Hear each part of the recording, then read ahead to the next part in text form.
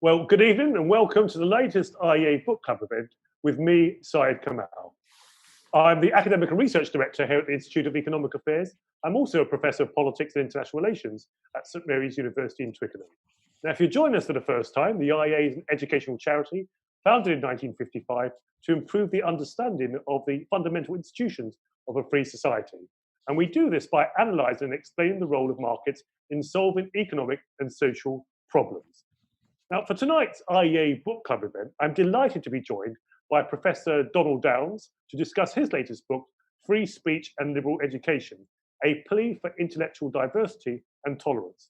We're also joined by Dr Stephen Davies, the Head of Education here at the Institute of Economic Affairs, who will give a UK perspective after Professor Downes has commented.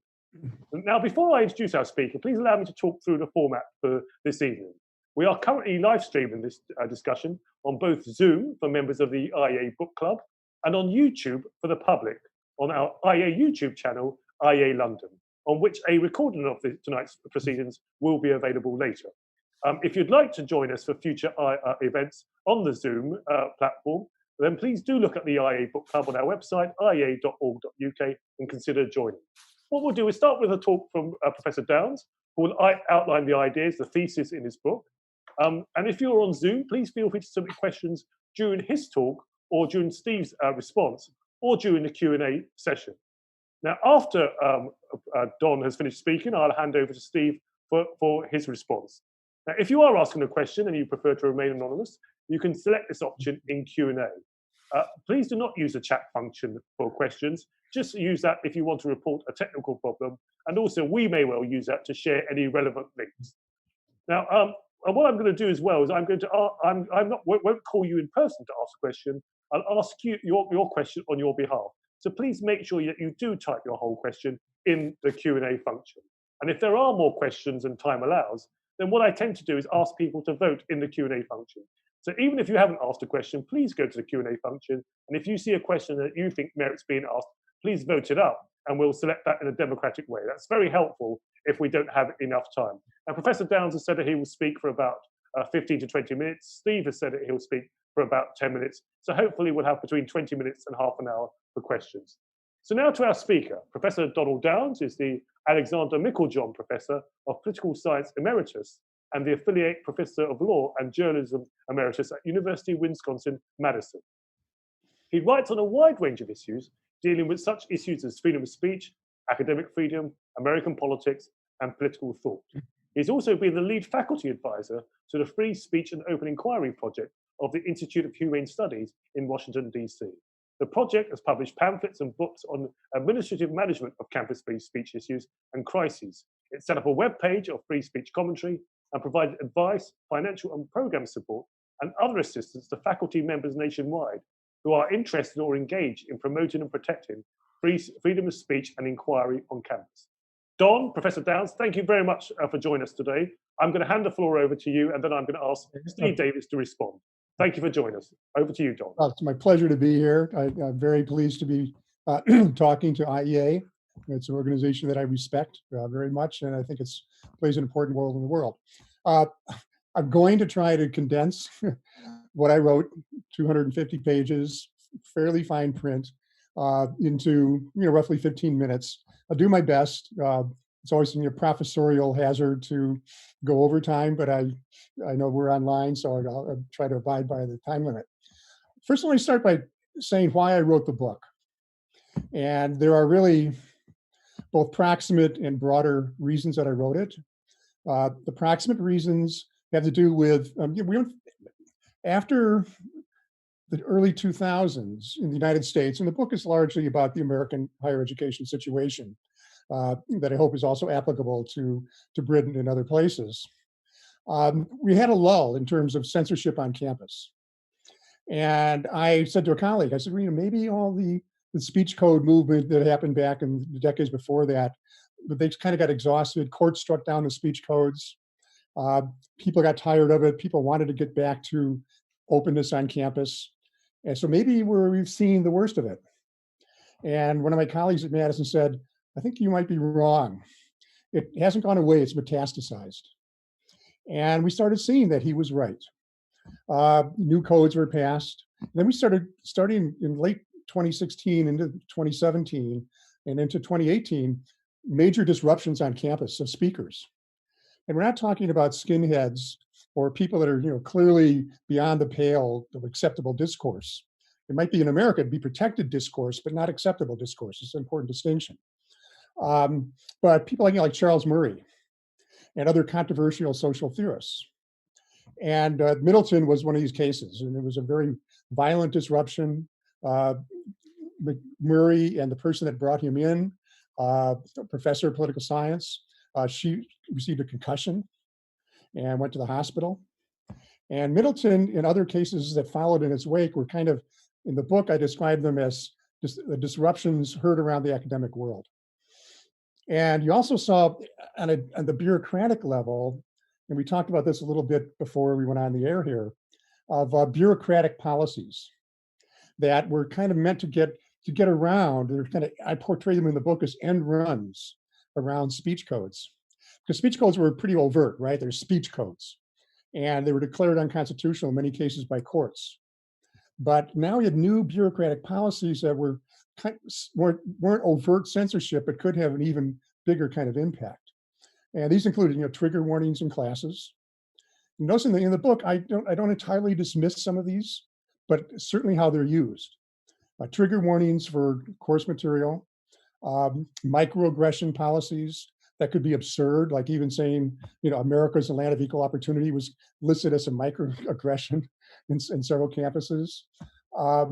More expansive speech codes and bias reporting systems and bias reporting teams that were institutionalized. We have one here at Wisconsin, where people would report on others saying things that they considered not just outright harassment, which is prohibited by law, but just insensitive things. University of Portland, Portland State University actually encouraged people to call the police if they heard something that made them, quote unquote, uncomfortable. So it gets kind of absurd. And so that was a real concern as well.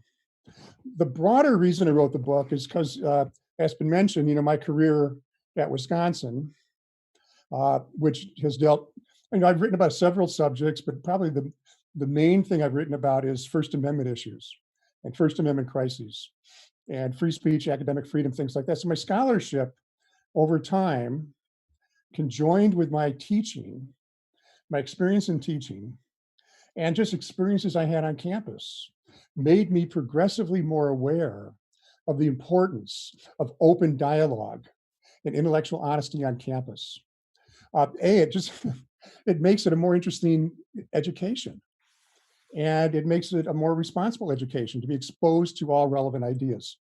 And I started seeing the utter importance of that. At the same time, I started seeing the impact of these new policies that started in the late 1980s with the speech codes. Having on that, I had a colleague in the art department who said that she felt like she was walking on eggshells in class. And we started getting reports here at Wisconsin on improper investigations, et cetera. So, to make a long story short, I became active in this area. And so my antenna have always been pretty acute as to what's going on out there. And I had just retired formally from the university. I was still working with a group in Washington, IHS, and other things, and still have some involvement on campus. But I was in Florida and I was bored. So it's another reason I wrote the book. I always thought that maybe someone should write a book on what things in the world have come about because people were just bored. Maybe that's my next project. So the book, let me say something about the book, its structure and its emphasis. It's broad. It has empirical, strategic in terms of what to do about the problem, historical, normative, philosophical, and legal aspects. So it sort of deals with, it's my final statement on this phenomenon and what it means. And the legal part deals with not just with the scope of speech, but also with its proper limits. Because people want to know, what is it I shouldn't be able to say? So I talk about that as well. And in history, I talk about sort of the history of censorship and the kind of censorship that started affecting higher education in the 1990s was a new form of censorship, which others, and I also dubbed this a long time ago, progressive censorship. censorship in the name of progressive causes. And that's different from traditional censorship, which largely emanated from the right. And so the idea is, if you believe in social justice, we want to have an equitable campus, and I believe in some of these things. I certainly believe in having a comfortable, what I believe in having a physically comfortable, but intellectually challenging campus. But censorship should not be the means to that end. And so my experience taught me that censorship in the name of progressive causes can be just as detrimental to freedom and to justice and the well-being of campus citizens as censorship for other reasons, or illegitimate censorship for other reasons. The book also makes an attempt to get at what the problem is empirically. And let me take a sip here. Just water. I want to try to get at two things. One is, what is the scope or extent of the problem?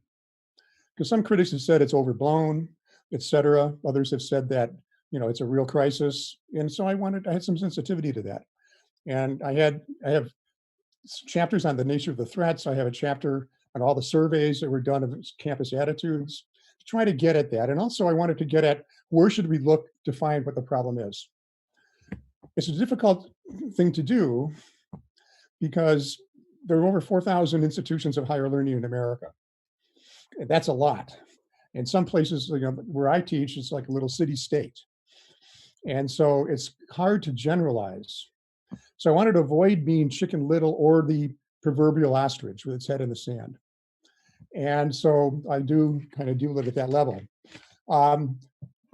In terms of where to look, looking at speech disruptions, that's important. But it's easy to dismiss those when they kind of decline, or when they ebb and flow. But the bureaucratization of this problem, I think, is where you really need to look. And my guide here was Laura Kipnis, Northwestern University professor, who wrote an op-ed in the Chronicle of Higher Education in 2017, criticizing, or 2016, I think it was, criticizing what she considered the exaggeration of the rape culture ideology on campus, which she says, yeah, sure, these things happen, they're bad, they need to be dealt with, but there's now this ideology that has created this mentality of sexual fear that she thought had gone too far. And for writing this op-ed, which many reasonable people disagreed with, which many reasonable people agreed with, she was investigated for harassment by the campus under the aegis of federal regulations, the US government, just for writing an op-ed. That was like every free speech defender's nightmare come true. You're now being charged with harassment for writing a national op-ed in the paper. And she ultimately prevailed, but in doing so, she ended up writing a book called Unwanted Advances, in which she pinpointed the problem. And I'll just paraphrase what she says, a key quote I have in the book. She says, once she became known publicly for having gone through this, she became kind of a clearinghouse for complaints around the country. And she said that what she discovered was something she never anticipated. She called it a netherland of accusation and complaint, and improper procedures, witch hunts, that she had no idea existed before. And she said that most people were afraid to speak out on it, and most people didn't even know it was happening. And that was consistent with my own experience at Wisconsin. Our academic freedom group, Wisconsin, we had 20-some cases over the years in which we defended people that we considered improperly investigated. And we prevailed in virtually all of them, getting a proper kind of settlement or dismissal of the case. And so we saw this sort of, other people on campus didn't ever know this often know this stuff was going on unless the claimant wanted us to make it public, in which case we were happy to do so. So you have to know where to look. And where you look is to what Alan Charles Kors and Harvey Soberclay call the shadow university, which is the bureaucratic side of the university, which has grown in recent decades at the same time that the number of tenured faculty has gone down. So that kind of creates a structural imbalance. So conclusion I draw from the empirical work is that, yeah, of course, free speech is embattled. We know that in academic freedom. We can argue over the extent, but we know it's a problem at the very least. And what we tend to see here is that based on surveys by Samuel Adams and others, the Cato Institute, who published the book who I've been working with, that the majority of campus leaders, at least in terms of responses to surveys, they believe in wide open discourse. It's a smaller group on campus that wants to draw the line in proper places, but they get the publicity. They're better organized. They have more connections to certain administrators. And so the purpose of the book, one of the strategic purpose of the book is to encourage this so-called, you can call it a silent majority or whatever, to have voice and to speak out so we can more properly balance the quest for social justice with liberal freedom, which I think is the only way to go. So I also talk about the threats, some of which I just talked about. Human nature is a threat too, because human nature, we don't like to hear things that upset us. We like to conform. There's been tons of, this spiral of silence book and things like that. Many people have written about this. So free speech, you have to work at it. It's like, it's uphill battle. It's always embattled. And I talk a lot about the human nature aspects of all this. In one of the two final points here, in the concluding chapter, I talk about strategy. So, the book has a lot of theory in it, but a fair amount of law, but it also has very practical advice based on our experience at Wisconsin, where we not only protected individuals that were prosecuted by, campus bureaucracy, but also, or improperly so, but also we achieved many policy victories to help free speech on campus, some of which I now worry about, being taken back as we all have retired. But in the last chapter, I talk about a four-step process for reform. And the first is knowledge. You have to know the principles. And there's been a decline in courses and public information about this. But you got to know what free speech is, what are the limits, what are the rights, et cetera. And the second thing is you have to be committed to those principles emotionally. I talk a lot about emotional commitment as well as intellectual in the book. And then three, you have to have the will to do something about it. And then the fourth is proper prioritization. Higher education has so many different priorities now. Social justice, diversity, sports at a lot of major institutions in America, certainly at mine, student projects, student internships. It's a hodgepodge of things. So it's easy for the primary purpose of higher education, which is the pursuit of truth through intellectual virtues such as intellectual discipline and objectivity, for that to be lost like a tree in a vast forest. So we've got to prioritize what the distinctive purpose of the university is. And that leads to the final point I make. What is that central mission of the university? And I talk about this in three different chapters, 2, 3, and 7, for what that's worth. What is university? How does free speech differ from academic freedom? That's something you might want to talk about a lot. It's a very important distinction.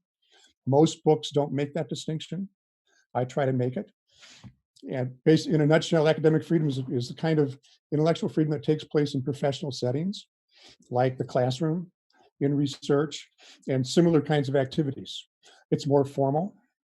And so, that means that certain ideas have to be, when you're in a class, you can't bring up extraneous things not related to the subject matter. You got to sort of stick to the issue.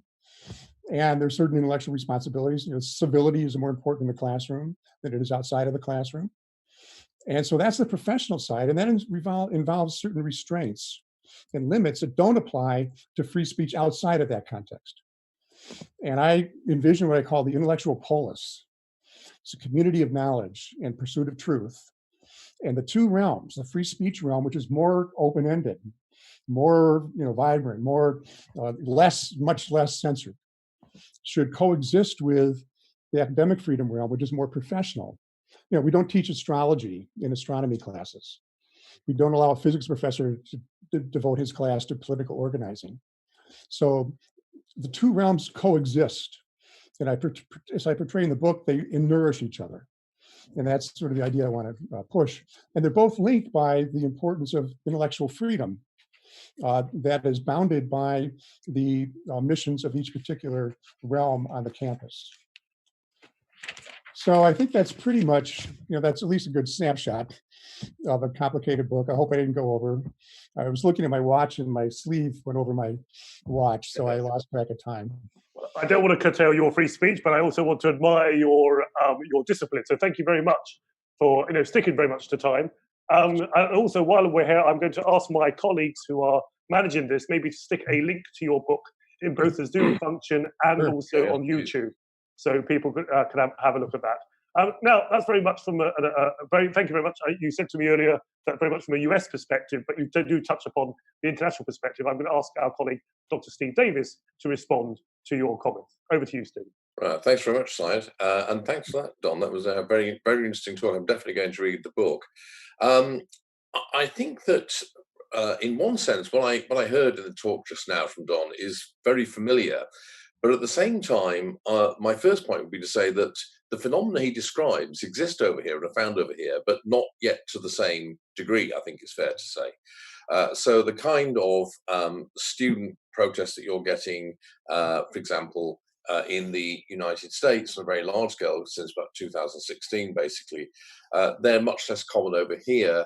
But at the same time, I think that, as is often the case, the United States is, if you like, a few years ahead of Great Britain in this sense. I think that the trends and tendencies that you can see developing over the last 4 to 5 years in the United States, maybe a bit longer, are beginning to start off here.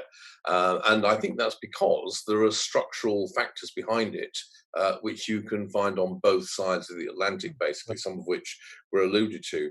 One thing I would say, which is quite noticeable in the British case, is that where we do have phenomena like the ones that Don is talking about over here, they're found very much at a small number of elite institutions, Oxford, Cambridge, a couple of the colleges of the University of London, places like that, not yet at the provincial universities. Now, that again is like what it is in the United States, where places like Middlebury, which he mentioned, are very elite liberal arts colleges. It's very much the sort of general rule seems to be that the higher the tuition fee for an institution, the worse the problem is, basically. And so you do not find these kind of issues occurring at community colleges, whereas you do find them at top-ranked liberal arts schools and Ivy League schools. And I do think that on both sides of the Atlantic, we're dealing here, as far as the students are concerned, with the problem of what the French call the jeunesse dorée, the gilded youth, the children of the affluent, basically, rather than people from, say, a blue-collar background who are probably too concerned with paying the bills to engage in this kind of thing. I mean, I'd say that really, if you think about the kind of phenomena he's talking about, there's three of them really. One of them is student protests for various kinds of restrictions on speech, which, as he says, used to come from the right, but now come from a particular kind or subspecies of the left. And these complaints are initially directed against people from the centre-right of politics or further beyond, but increasingly they're being directed at people from the centre-left who are now undergoing the sort of equivalent of Maoist shame sessions, and the people from that part of the political spectrum are being put in the target. And so I think that in fact it's the complaints that are more common on both sides of the Atlantic, which are more of the problem. In other words, it's not so much the organised protests. I think that is quite a rare event, actually. Obviously, when it happens, it gets a lot of attention, but I think that is actually not quite as common as you might imagine. But it's rather what he talked about, which is the culture of complaint and formal procedures being invoked by members of the student body. And the problem is, it doesn't take a large number of students to do this for there to be a systematic or widespread chilling effect. So even if it is indeed only a small number of students who are of this mindset, and as I say, they seem to be concentrated at elite institutions, even so, it's having quite a significant effect. And that, I think, comes back to the thing which I think we do have over here as well as in the United States. And that's what Don mentioned, which is the bureaucratization of the process, the degree to which the university is now run by and run in the interests of the administrators rather than either the faculty or the bulk of the student body. And that's a phenomenon that we see very much over here as well. And what you see, I think, on both sides of the Atlantic is a kind of almost automatic process in place, run by bureaucrats, which means that almost any kind of complaint, no matter how frivolous or off the wall it may be, can have very, very serious consequences for the people against whom the complaint is made. And there have been recent cases, for example, at the University of Plymouth, where a lecturer there had a couple of tweets which he tweeted in his private capacity, which then got liked by the wrong kinds of people. And this then triggered a complaint against him, which resulted in a disciplinary procedure, which had it, he was able to defend himself, but there was a serious risk that he could have actually been dismissed and lost his post.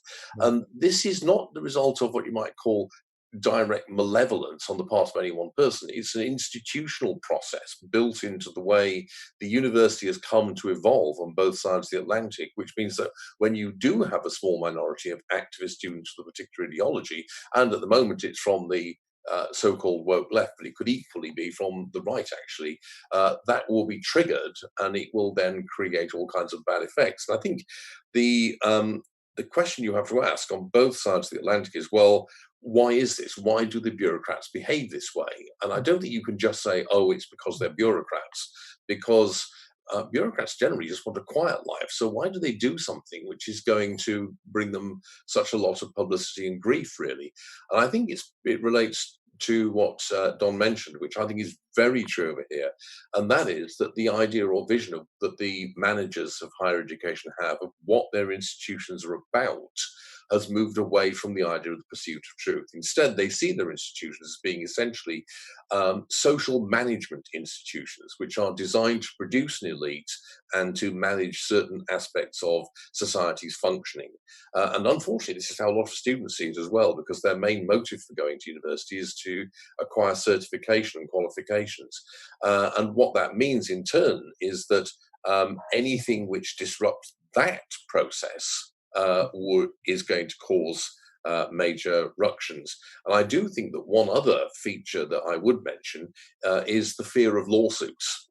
Because one of the main reasons I think why the bureaucrats do always follow up on these complaints is the fear that if they do not do so, they will be subject to a lawsuit, which would be A, very expensive, and B, enormously disruptive. And they fear that more than almost anything else. Now, that is very much a problem which is much worse in the United States because of the American principle of the loser having to pay and not getting their costs covered, which is, an insane principle in my view. I've never been able to understand why the American system uniquely has that principle, but that means that vexatious lawsuits are a serious problem if you're a university administrator. And the same is true also for private firms, which is why increasingly you're getting similar phenomena occurring in large private corporations. Again, I think it's the fear of lawsuits more than anything else is driving it. So this is, I think that we are in the United Kingdom, we are not the illness, if you like, or the condition is not as far advanced as it is in the United States, but the conditions that have led to it, the structural transformation in the nature of higher education, and the presence of a particular kind of activist ideology amongst a motivated minority are present here as well. So it may well be the case that, as in the US, we're going down the same road. We're just a few years behind the North America in this regard. One final point is that there is something which wasn't mentioned, but which I think is very much a problem on both sides, and that is the ideological homogeneity of the faculty. And this is quite striking and remarkable. I mean, there have been a number of surveys done of this, which show that the degree of ideological homogeneity is quite remarkable. It's the kind of levels you might find in a totalitarian state, actually. And yet it's happened simply by the process of internal hiring and also the choices made by students, I have to say. And this is rather disturbing. And my own personal view of this is that this is actually very harmful for the university as a whole and for its mission in society, its real mission.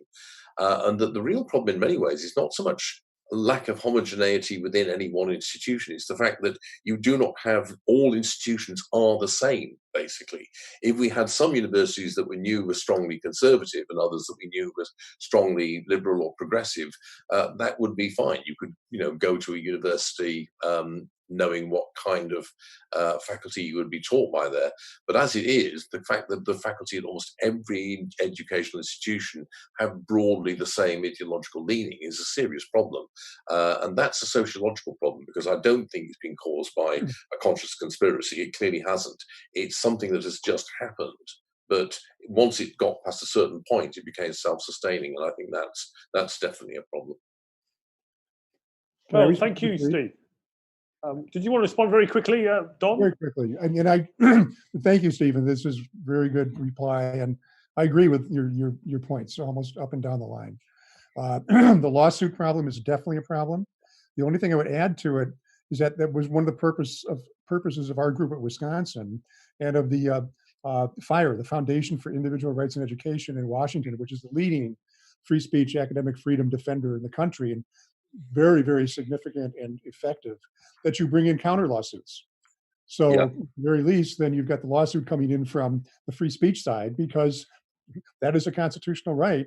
And also every university policy guarantees, even in private schools that are not bound by the First Amendment, private schools in their policies guarantee the same rights to their citizens. So at the very least, then you have sort of countervailing lawsuit power, so to speak. I agree. Yeah. In terms of elite schools, it's a really good point, but in America, it has spread broader.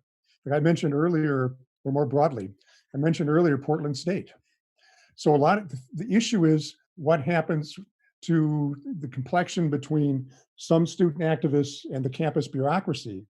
If that is favorable to move towards censorship, then that can happen anywhere. So I think it is broader. The elite schools are maybe the worst for reasons that you cite, but it has spread beyond that over here. And finally, ideological conformity. Yes, I should have stressed that. I talk about it in the book. It's a somewhat complicated thing because like in engineering, it really doesn't matter. But it does matter in the so-called public disciplines that people get interviewed by the press, et cetera. Some of the social sciences, some of the humanities, where the kind of public face of the university is more evident in terms of politics. And there, you're right, it's very one-sided. And eventually, it can lead to the kind of conformity because, a fish doesn't know it's in water because water's everywhere and all the other fish are there. So this is just normal.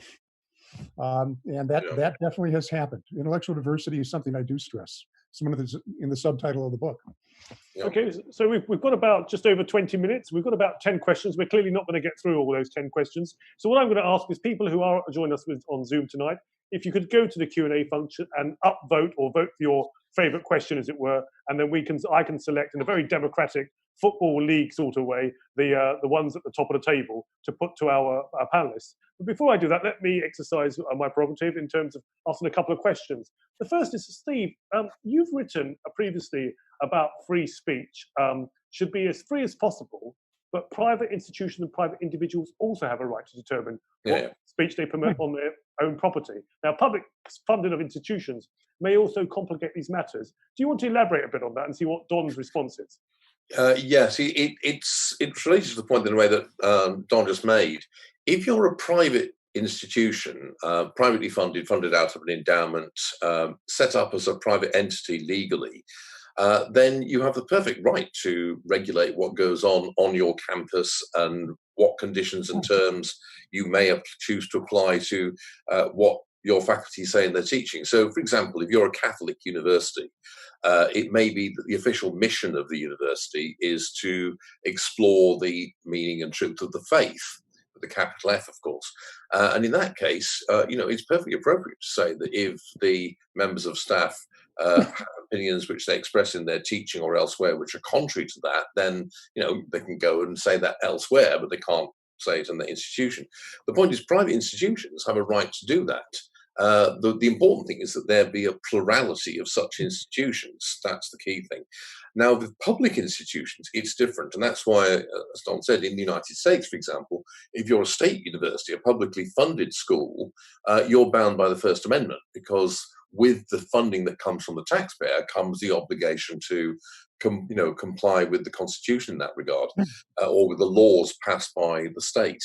And I think that should be the same everywhere. Now, of course, in the UK, we have the problem that we have no truly private universities. There is Buckingham, and that's about it, really.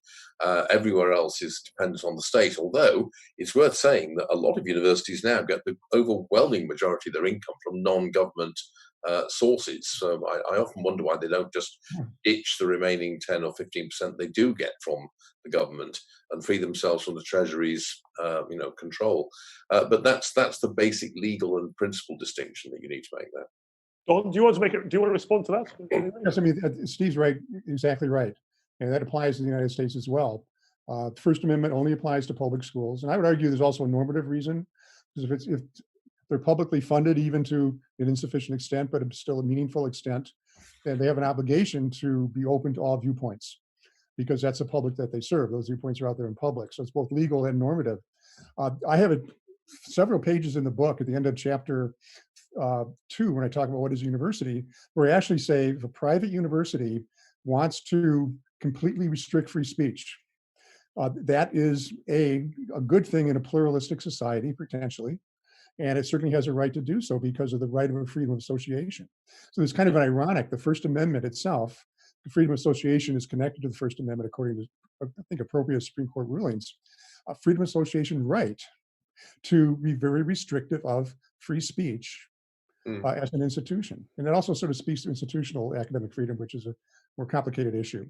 And I say that in a pluralistic society, we don't want the liberal, I call it the liberal view of the university, classic liberal view, where all viewpoints are entertained, et cetera, and protected. I don't necessarily want that for the whole society. I want to have a mixture of views, but I think you run into a problem when the so-called proprietary university that's there for a more singular purpose and therefore restricts certain discourse, if that becomes too dominant. So I like the kind of coexistence. The problem is that, and we've seen this in several cases in America, private institutions that in order to recruit faculty and to appeal to students, they guarantee them in their policies the right of same rights as under the First Amendment. Yeah. But because of their proprietary nature, they sometimes violate that. Yeah. We've had really classic cases just in the last few years here like that. And that's a problem of honesty in presentation. It's a contractual violation. So the students bring a case in a situation like that, they're suing them for not living up to their own contractual terms with the students or with the faculty. But if they want to change those, they have every right to do so. And that would actually increase cultural pluralism. Okay, so look, we've got about just under 20 minutes. I'm going to turn to questions. I've got lots more questions, but I don't think I should hog the floor. The first one is from Christopher Marshall, and he asked a question to Professor Downs. He says, the USA is one of the very few countries in the world that guarantees free speech in the Constitution. Does the First Amendment actually provide any protection in the US today? Or in the where? In the US, in the United States. But I suppose he means American universities. Oh yeah, sure. I mean, we just got done saying that. It applies to, the First Amendment applies to any restrictions on or any policies affecting free speech from the public sector. And that actually is coming from the government. That can be federal, state, federal bureaucracy, state legislature, state bureaucracy, or state universities, local governments. That's an expansion of the wording of the First Amendment, which only pertains to Congress. It says Congress shall pass no law abridging freedom of speech, et cetera. But the courts have expanded that to include government. It does not apply to the private sector. And that's raising an interesting question because of the rise of all these mega social media companies like Google, like Facebook, who have a huge impact on public discourse because increasing millions of people engage in public discourse through those instruments. So there's a big debate about what should be done about that. And it's a complicated debate, and one reason the American stock market's down so much the last 3 days is because the government's threatening an antitrust suit against Google. So it's a complicated question. Okay, our next question is from Andy Mayer, who is actually a colleague of mine at the Institute of Economic Affairs. And he talks about a case that we had at the IEA, where we had a publication called Plan A+, which is about free trade for Britain post-Brexit. And the Charity Commission came down hard on it, and it had to be rewritten. The question is from Andy. He says, what was surprising about the case was that the regulators appeared not to understand the point of free speech when they tried to ban the book. It had become natural for them to believe an arm of the state should define permitted speech largely on the grounds of controversy. I just wondered, I suppose this question is there a danger that some of these state regulators, I know Steve spoke about the administrators at the universities being fearful, but is there a fear that actually state regulators are, there's sort of mission creep, if you like, or either intentionally or unintentionally, in actually legislating freedom of expression when they're really supposed to be, legislating the IEA and other institutions as charities?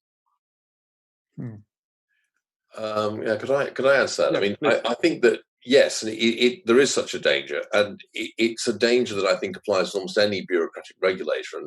And it's because the great goal of a bureaucrat is to keep the show on the road in a stable way, and therefore there's a tendency to think that anything that upsets this or that might cause trouble is something that you should prohibit or ban, just not allow.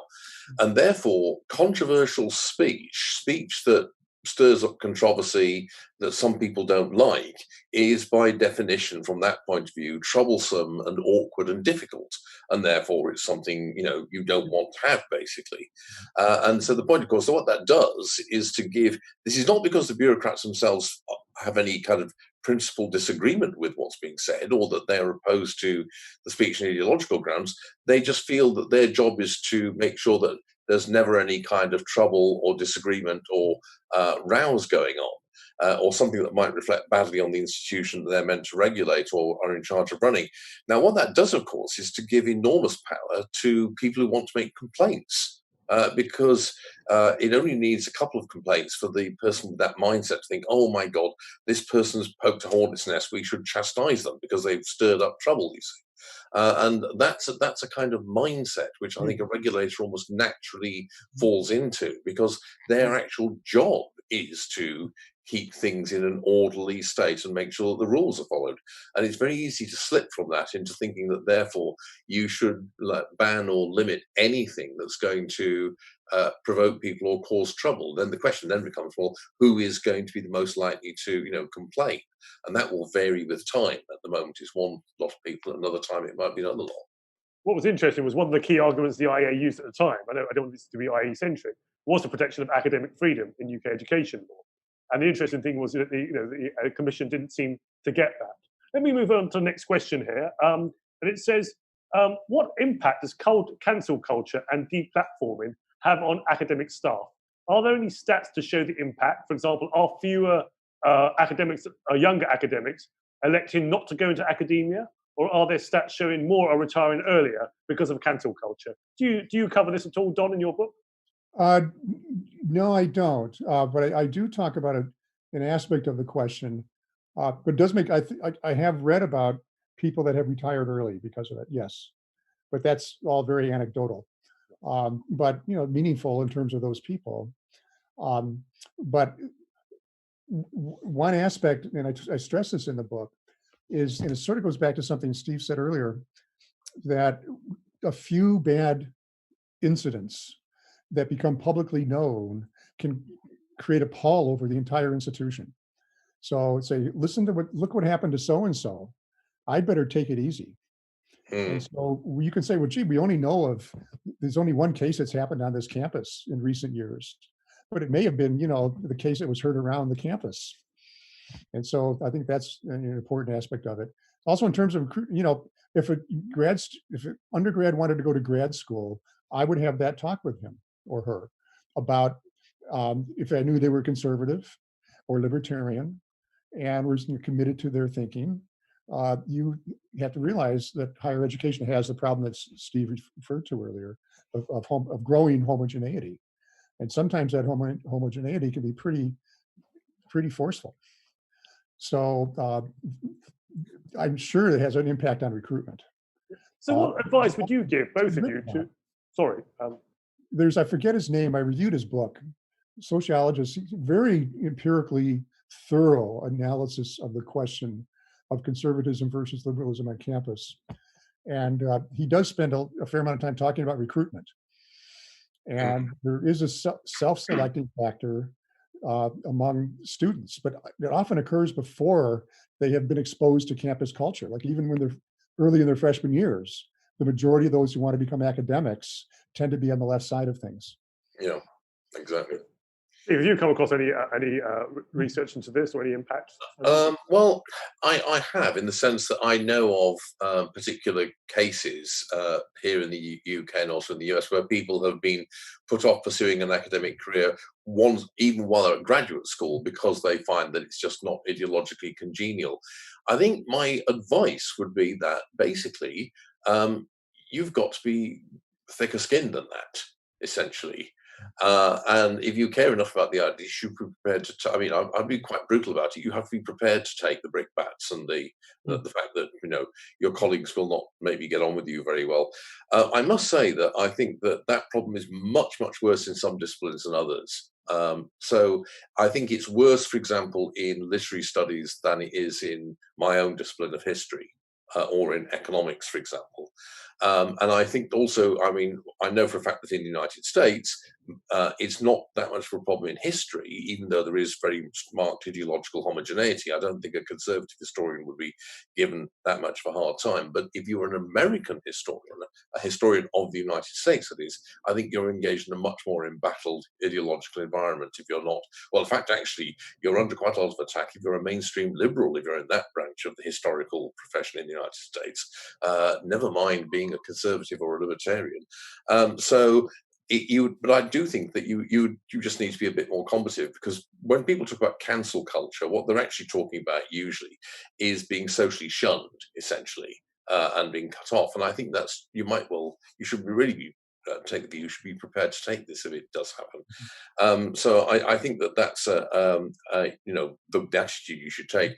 I do think the real problem, the work that I like, Don, I can't remember the name of the author, but the work tends to show pretty clearly that the main reason why there's such a preponderance of centre-left people in academia at the moment is because the people who do the majors and follow the path through undergraduate studies that leads to academic employment tend to be a self-selecting group. They tend to overwhelmingly have those kind of views in the first place. I mean, the stereotype would be that if a young person who's bright, has broadly conservative views, they probably want to work in finance.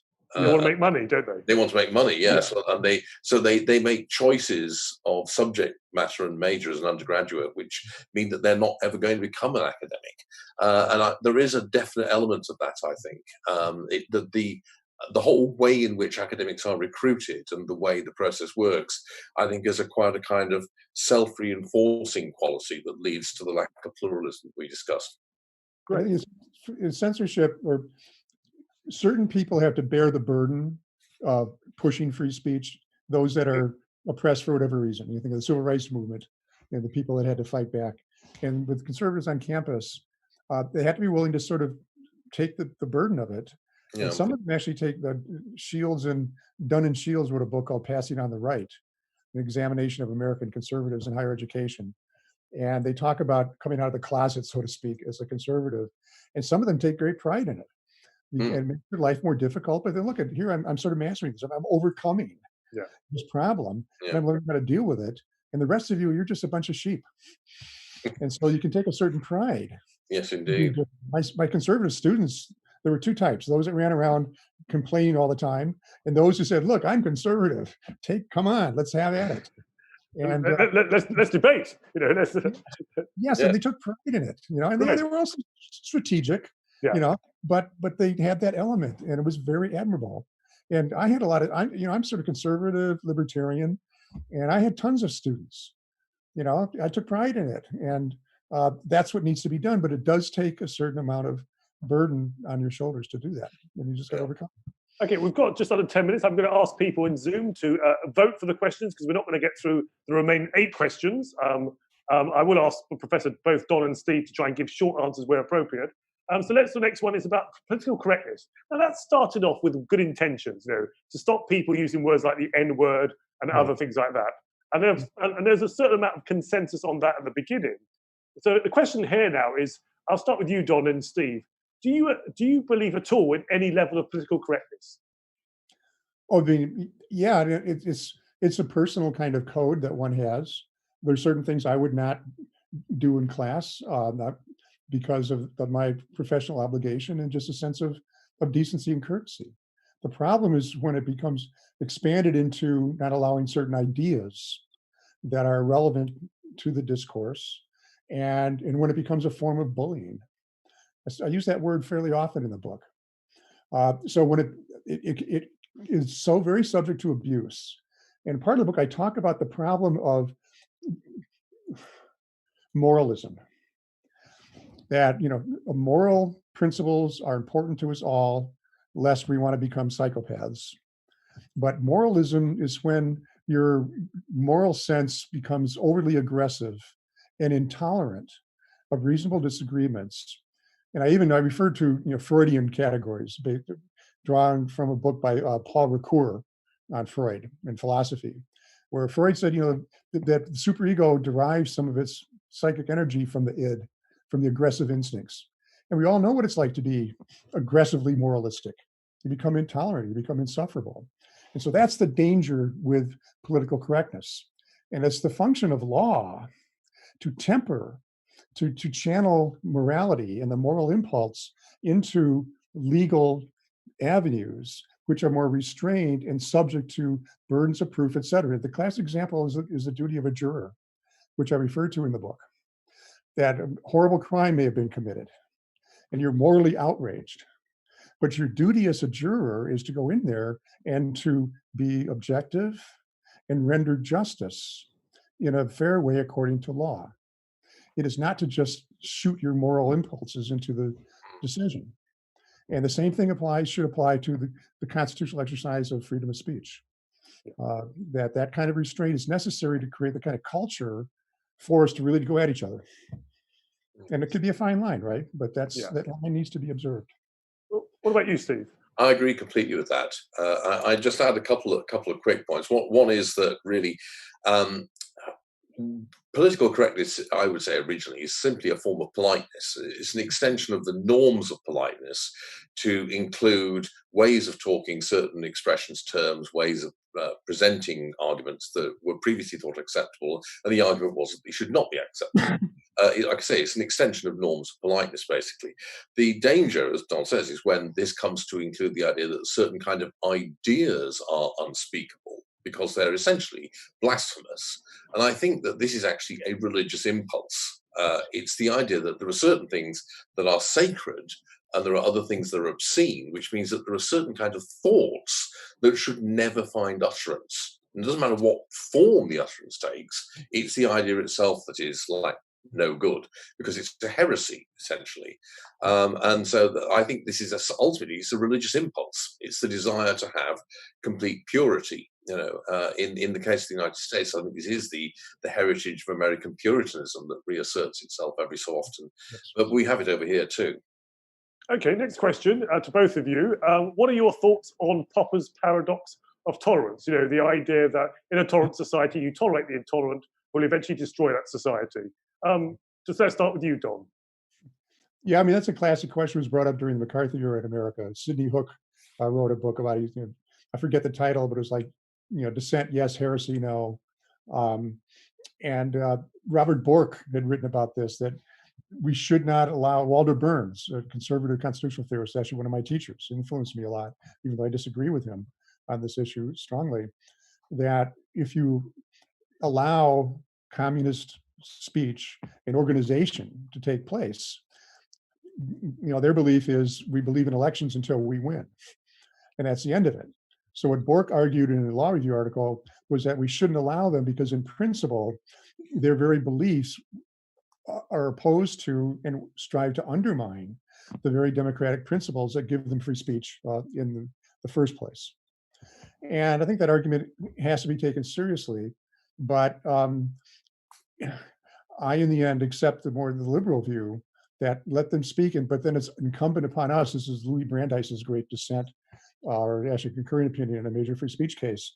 It's up to us and our responsibility as citizens to counter that.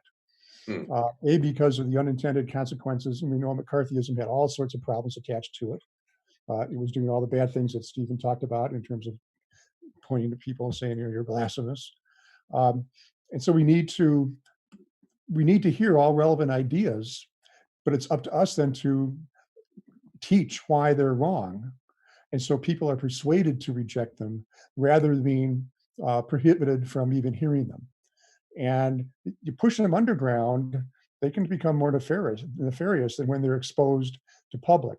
That was another point that Brandeis made about public exposure can be a disinfectant. But indeed, it is a risk.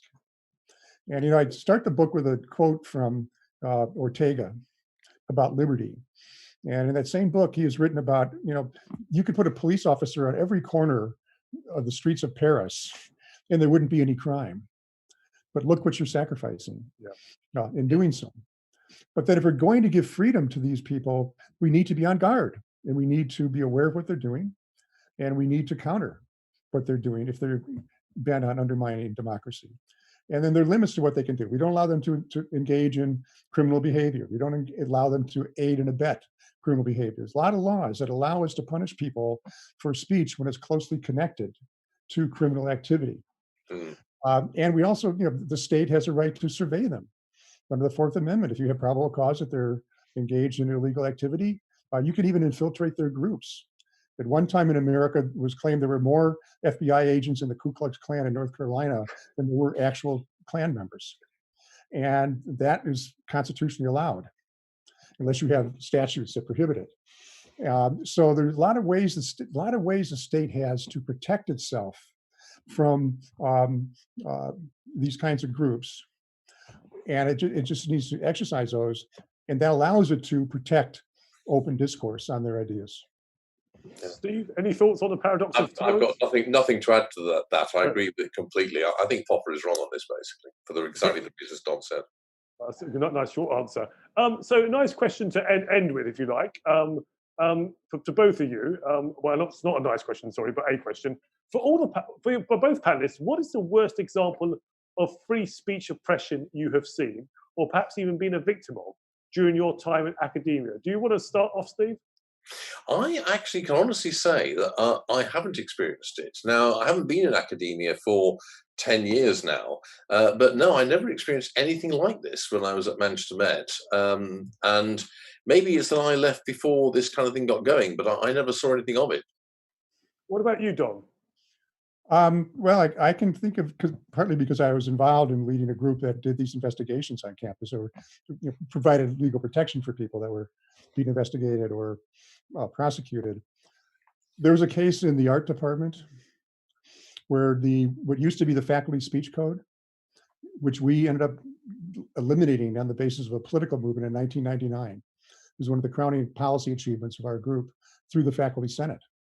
But he was investigated for racism simply because he was Catholic, basically. And the university had a committee look into it. They had a hearing, and he eventually was vindicated because he had completely, he was not culpable at all. And the people that were pushing it was a group of radicalized grad students that didn't like him.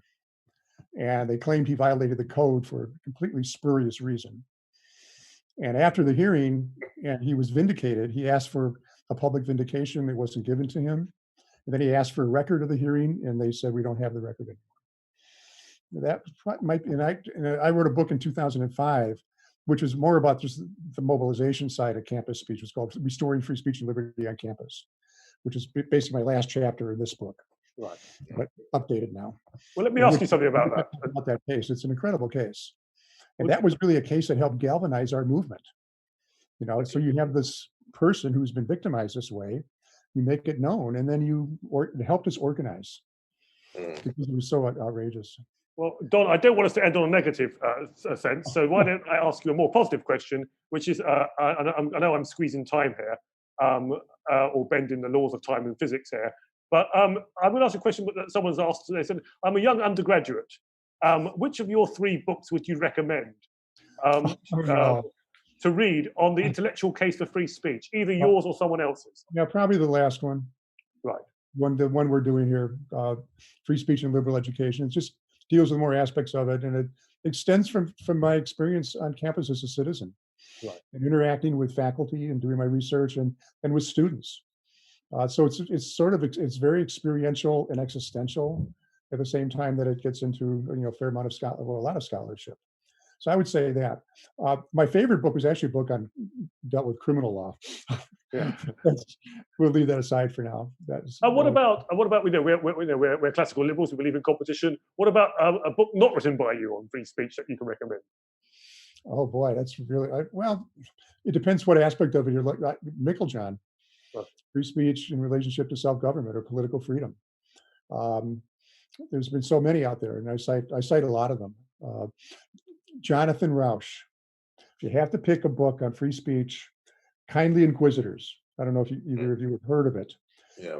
I taught it every time I taught the First Amendment, which is usually once a year. I had up to 300 students, and then I started restricting the enrollment. So I had 100. And I would assign that book. And it's one of the 2 books that I assigned to students over the years that I got the most feedback from, that this, quote unquote, this changed my life, or this changed my thinking.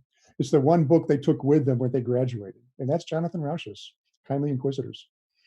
Powerful book. And I actually helped review that book for the University of Chicago Press. So I feel kind of a pride of contributing to it, getting out there. And the other one was by Dorothy Rabinowitz, which was on the sort of the sexual panic that took place in the 1990s with daycare cases. Students saw that too, because you can see how sort of moralism unmoored by legal restraint can lead to Salem-like outcomes. And those are the 2 books, but in particular Rauch. So I recommend that to everyone. Read mine first, okay? Rauch has got a lot of copies. Well, hopefully people will read yours. Steve, do you want to give a quick recommendation before I sign off? Well, you could always go back to the horse's mouth and read John Milton or John Stuart Mill. But I also like Rauch very much. That's an excellent book. And since, to add to what Don said, a lady called Debbie Nathan wrote a book called Satan's Silence, which is it's a wonderful book.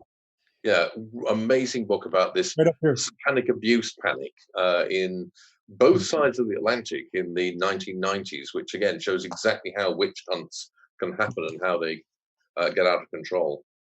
Well, thank you both, gentlemen, Professor Downes and Steve Davies. Thank you very much for joining us today. Just to remind you about Professor Donald Downes' book, it's called Free Speech and Liberal Education, a Plea for Intellectual Diversity and Tolerance, available, I'm sure, at all good booksellers online and offline. Look out in future as well. We've got a book coming out in the next year or so on free speech from the IEA, various chapters, some of which will be published as individual briefing papers or current controversies. So we're very much in this debate. Can I also thank our viewers on Zoom and on YouTube? If you'd like to join the IEA Book Club, hopefully a link has been posted on both YouTube and on Zoom for you. Our next webinar will be tomorrow at 12:30 UK time on the future of the BBC with Professor Philip Booth, Mark Damazer, formerly of the BBC, Robbie Gibb, formerly of BBC and Number 10, and Julian Knight MP. On Thursday night at 6 p.m. UK time, live with Littlewood with a stellar lineup of guests to discuss current affairs from a free market classical liberal angle. Next Tuesday, on the 15th of September at 6 p.m, Mark Littlewood will be chairing our next IEA Book Club webinar with Michael Schellenberger, Apocalypse Never, Why Environmentalism Alarmism Hurts Us All. So for more details of all our online content and to stay updated on our activity, please visit our website, iea.org.uk, check out our YouTube channel, IEA London, or listen to podcasts on Podbean. And to help us keep providing free content during these tough times, please do consider making a contribution, no matter how modest, by donating online at iea.org.uk. Sorry for running over today, but thank you for watching or listening today. We hope that you'll stay safe and you'll join us again soon.